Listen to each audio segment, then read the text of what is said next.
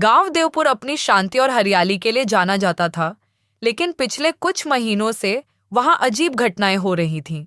गांव के लोग सुबह उठते तो देखते कि उनके घरों से खाना गायब हो गया है। खासकर जो भी रात के लिए खाना बनाकर रखता, उसकी रसोई खाली मिलती।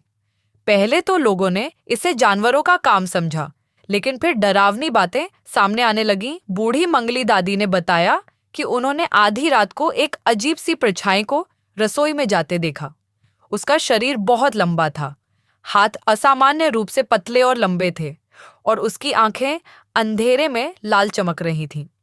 जब उन्होंने हिम्मत करके उसे टोकना चाहा, तो वह हवा में गायब हो गई।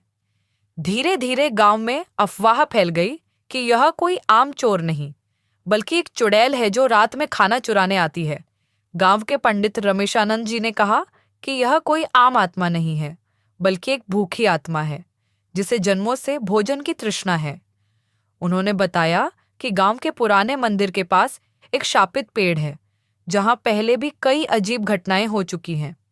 पंडित जी ने कहा, अगर इसे रोका नहीं गया तो यह चुड़ैल सिर्फ खाना ही नहीं, बल्कि इंसानों को भी खाने लगेगी। यह सुनकर गांव वाले डर गए। गांव के कुछ नौजवानों ने तय किया कि वे इस रहस्य का पता लगाएंगे। उन्होंने रात को जागकर निगरानी रखने का फैसला किया।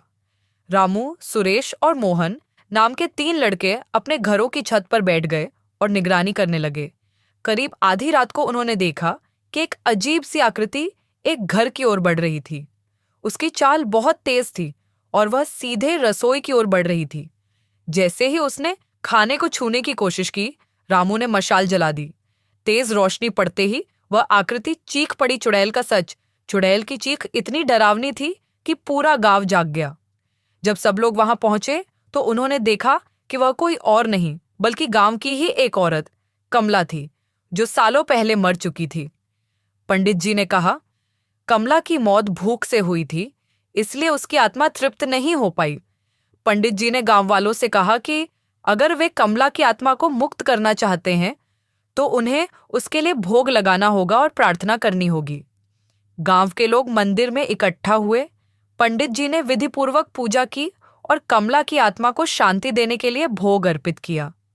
रात में फिर से जब सबने निगरानी रखी तो किसी ने कोई परछाई नहीं देखी। उसके बाद गांव में फिर कभी खाना चोरी नहीं हुआ।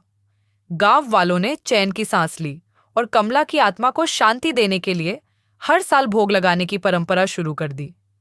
सीख: भूख बहुत भयानक चीज होती है। कभी किसी को भूखा मत सोने दो, क्योंकि कभी कभी एक भूखी आत्मा का गुस्सा बहुत भयावह हो सकता है।